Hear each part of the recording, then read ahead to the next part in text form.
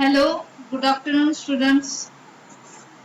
In last lecture, we discussed the evidences for evolution. We discussed the fossils evidences to know the evolution. In today's lecture, we discuss the anatomical evidences to study the different theories of evolution. So, there are several ways by which anatomical evidences support the different theories of evolution. This can be categorized into first, evidences from phylogenetic classification studies, that is systematic study. म्हणजेच आपण जे काही टॅक्झॉनॉमिकल classification बघतो फायलोजेनेटिक्सच्या आधारे त्यावर कोणते evidences भेटलेले आहेत आणि ते एव्हिडन्सेस इव्होल्यूशन स्टडी करताना किती योग्य आहे किंवा किती त्यांचा उपयोग होतो हे आपल्याला बघायचे. त्याचबरोबर second, evidences from comparative anatomical studies, that is evidences of homologous and analogous organs. In today's lecture, we discuss in detail homologous and analogous organs of different animals who show how the different animals are common in anatomical structure and they share common ancestor. Third one is evidences of vestigial organs. Vestigial organs म्हणजे असे organs जे present आहेत पण त्यांचा खास असा काही उपयोग सध्या होत नाही. For example, wisdom teeth in human beings, appendix in human beings. These are the vestigial organs of the animal. Next is evidences of connecting links. Means असे काही animals आहेत किंवा असे काही plants आहेत जे की दोन different phylum ला connective characters show करतात. For example, Archaeopteryx हा बर्ड्स आणि मॅमल्स मधला बर्ड्स आणि रेप्टाइल्स मधला कनेक्टिंग लिंक आहे. ठीक आहे. So in next slide one by one आपण एव्हिडन्सेस डिटेल मध्ये बघणार आहोत. First one is phylogenetic classification. You know, biologists classify plants and animals based on their similar and dissimilar characters. Phylo म्हणजे जे external appearance आहे त्या ऑर्गॅनिझमचा.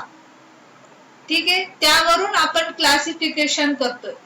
Externally बघून आपण सांगतोय की हा ग्रुप प्लांट्सचा आहे, हा ग्रुप ॲनिमल्सचा आहे, हा ग्रुप किंगडम मोनेराचा आहे.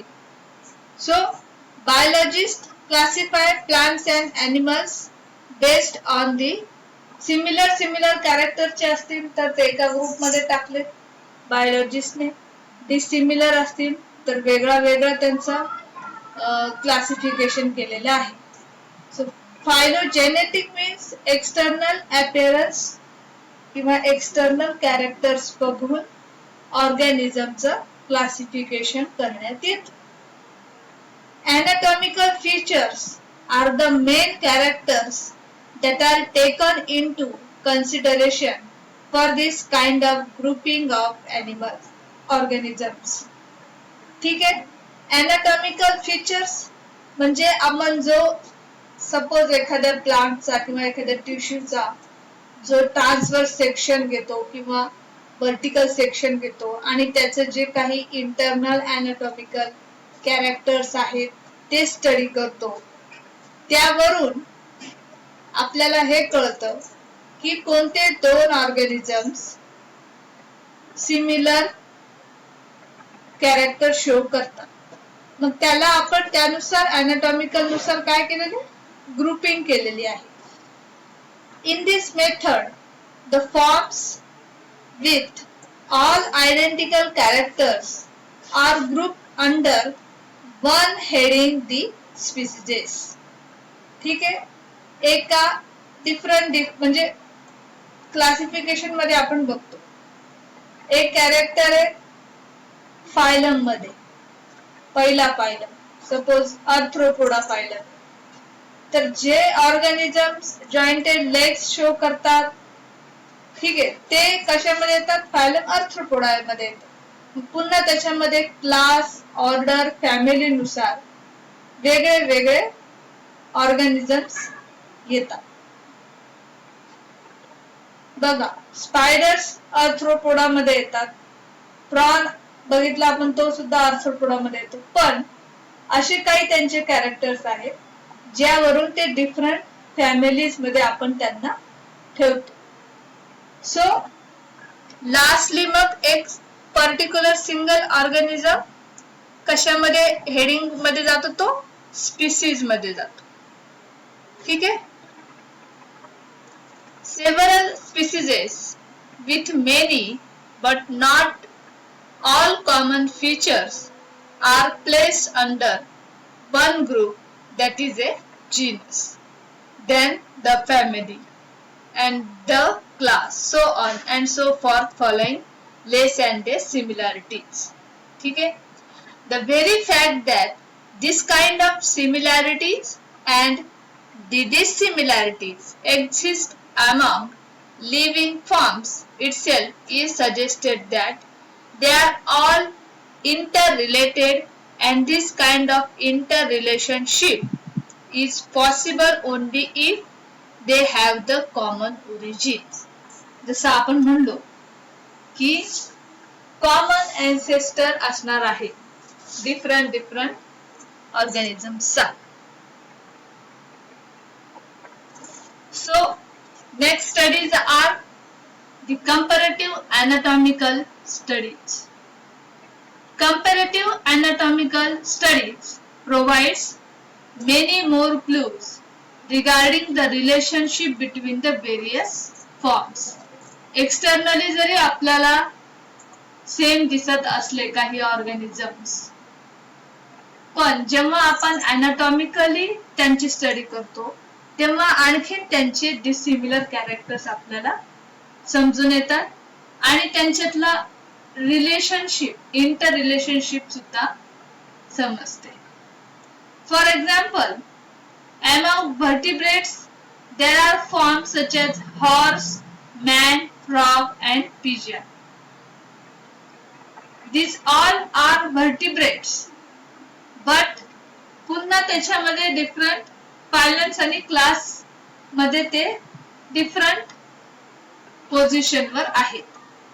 All these forms are so different that horse is suited for running, man is capable of picking things with the hands, birds can fly in the air and the frog can jump on the ground. म्हणजे प्रत्येक हे जेवढेही animals आता आपण बघितले त्यांच्यामध्ये different characteristics आहेत किंवा डिफरंट ॲबिलिटीज आहेत. आणि पर्टिक्युलर एक ॲनिमल कशा न कशासाठी तरी फंक्शनल आहे, म्हणजे काहीतरी त्याच्यामध्ये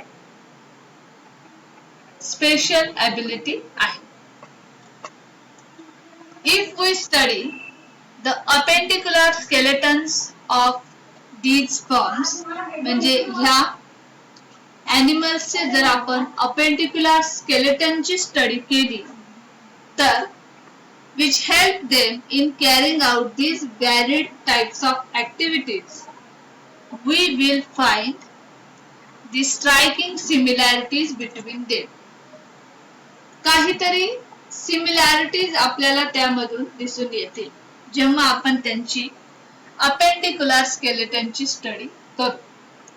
The four different forms with different types of habits have a common basic plan for the appendicular skeleton, which is simply modified to suit various needs. म्हणजे ह्या animals मध्ये appendicular skeleton ची जी अरेंजमेंट आहे ती थोड्याफार प्रमाणात कॉमन दिसून येते कारण की त्यांचा जो ancestor आहे तो कॉमनच असणार आहे and they share the common ancestral history. This establishes close relationship between these fairly distinct groups, suggesting a common ancestry for the forms. ठीक आहे? बघा फिगर मध्ये तुम्हाला जे स्ट्रक्चर दिसतंय ते स्ट्रक्चर आहे बर्ड, फोर लिम्बचं, बॅट्स, व्हेल, कॅट, हॉर्स आणि ह्युमनचं. These are the four limb structure of different animals. आणि प्रत्येकाची जी अरेंजमेंट आहे म्हणजे ती थोड्याफार प्रमाणात आपल्याला सारखीच दिसून येते. आता जो रेडिश कलरचा भाग आहे, रेडिश कलरचा जो बोन दाखवलाय प्रत्येकामध्ये, दॅट इज अ ह्युमरस. बर्डचा ह्युमरस, बॅटचा, वेलचा, कॅटचा, हॉर्सचा आणि ह्युमनचा. ठीक आहे, सगळ्यांमध्ये ह्युमरस प्रेझेंट आहे पण त्याची जी लेंथ आहे, जी विड्थ आहे ती थोड्याफार प्रमाणामध्ये त्याच्यामध्ये तुम्हाला फरक दिसेल. ब्लू जो पार्ट आहे दॅट इज अ अल्ना. देन थोडासा व्हायलेट शेडचा आहे तो आहे रेडियस. देन ग्रीनचा आहे मेटाकार्पस आणि जो ब्राउन टाइप कलर आहे तो आहे फॅलॅंजेसिस. ठीक आहे, म्हणजे जे आपल्या बोटांचा जो पोर्शन आहे तो आहे फॅलॅंजेसिस. तर मग यामध्ये बॅटचे जे आहेत फॅलॅंजेसिस ते तुम्हाला पूर्ण त्याच्या त्या पंखावर असे स्प्रेड झालेले दिसतील. For what? For the high flying. Flying करण्यासाठी तिथे त्याची तशी अरेंजमेंट आहे. वेल मध्ये तुम्हाला ते एका पर्टिक्युलर डिजिटचे वाढलेले दिसतील कारण की वेल काय करणार, स्विमिंग करणार आहे त्यामुळे त्याची तशी तिथे अरेंजमेंट आहे. हॉर्स मध्ये तुम्हाला, हॉर्स आपण काय म्हणलो, रनिंग साठी म्हणजे ते फास्ट रनर असतात. तर कशामुळे? तर त्यांच्यामध्ये ही फोर लिम्बची जी अरेंजमेंट आहे ती तशी करण्यात आलेली आहे म्हणजे इव्होल्युशनरी ती तशी झालेली आहे. तशी डिझायरेबल कॅरेक्टर्स त्यांच्यामध्ये आले आणि प्रत्येकाची जी फोर लिम्बची अरेंजमेंट आहे ती त्या एन्व्हायरमेंट नुसार किंवा त्यांना डिझायरेबल कॅरेक्टर नुसार झालेली आहे. ठीक आहे, आता ह्युमन्स मध्ये तुम्हाला ह्युमन्स मध्ये इव्होल्युशन होत जाऊन अशी अरेंजमेंट आहे की ह्युमन कोणतीही गोष्ट हाताने उचलू शकतो. का? कारण की 4 डिजिट आणि त्यामध्ये थोडं अंतर घेऊन नंतर थंबची तिथे अरेंजमेंट आहे, त्याच्यामुळे त्याला कोणतीही गोष्ट ही उचलता येते. So these are the next slide. We study the homologous and analogous organs. ठीक है?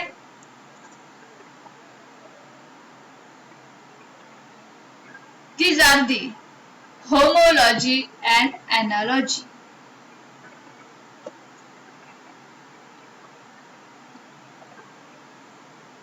Comparative anatomical studies includes The study of homologous and analogous organs. Homologous organs are those organs which perform different functions but have structural similarities. बघा, homologous organची definition काय आहे तर असे organs जे की structurally similar दिसतात पण फंक्शनली ते डिफरंट असतात. As we know, living forms get adapted to their environmental conditions. आपण म्हणलो एन्व्हायरमेंटल नुसार लिव्हिंग फॉर्म मध्ये काय होत असणार आहे, काय होतं, अडॅप्टेशन होत असतं. अडॅप्टेशन मुळे काय होतं, सर्वायवल ऑफ फिटेस्ट म्हणजेच तो ऑर्गॅनिझम बदललेल्या एन्व्हायरमेंटला अडॅप्ट होऊन तिथे सर्वाइव्ह करत असतो. So, example, fishes have their forelimbs modified for balancing in water. Man has his arms useful for picking and using the tools. Birds have their forelimb modified into wings for flying purpose. जे आता आपण slide मध्ये बघितलं होतं. Bats have enormously large digits to support a flap of skin to be used for the flying. And the whales have their forearms modified into the flippers. ठीक आहे, आपण या स्लाइड मध्ये बघितलं वेल्सची अरेंजमेंट, बॅट्सची अरेंजमेंट, ह्युमन्सची अरेंजमेंट ही प्रत्येकाची कशी आहे, different आहे आणि ती त्या एन्व्हायरमेंट मध्ये अडॅप्ट होऊन झालेली आहे. All of these organs appear so different and perform varied functions. Structurally जरी ते आपल्याला सिमिलर दिसत असले थोड्याफार प्रमाणात, पण फंक्शन प्रत्येकाचं वेगळं वेगळं आहे. Yet, a careful study will indicate that the basic plan on which these structures are built up remains the same. So these are the homologous organs. I again repeat, homologous organs means what? Those organs of different animals or इथे आपण animals बघतो, which show or which look like similar structurally but functionally they are different. ठीक आहे, analogous organs जे आहेत ते आपण उद्याच्या लेक्चर मध्ये, नेक्स्ट लेक्चर मध्ये बघू. So, thank you very much.